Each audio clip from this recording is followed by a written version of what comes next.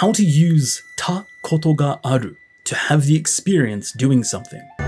どこかで彼を見たことがあるような。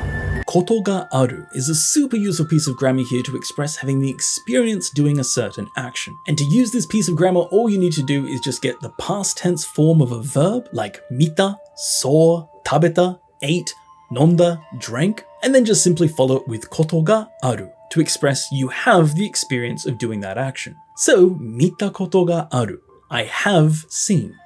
この森見たことがある Or 食べたことがある I have eaten it before.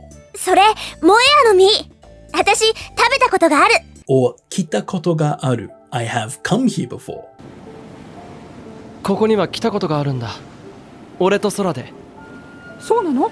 This こと can often be used for some sort of thing or even some sort of event. Aru is the verb to exist, so you have the thing of doing the action. So 聞いたことがある you have the experience of hearing. There has been the thing of hearing, if you look at it more literally.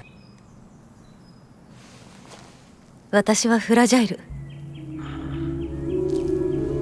あんたの噂は聞いたことがある。光栄ね。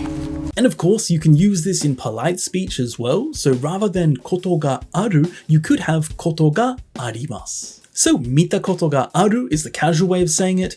見たことがあります is the polite way of saying that you've seen something. そんなんで治るか。昔こんな光景を見たことがあります。私も聞いたことがあります And you may be able to guess if you want to say this in the negative, instead of ある to exist, you need to use the opposite. ない to not exist. So 聞いたことがない I've never heard such a thing. I have not heard that before.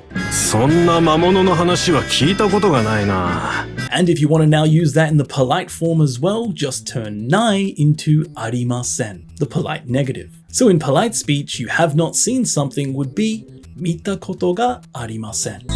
この女性を見たことはありませんか？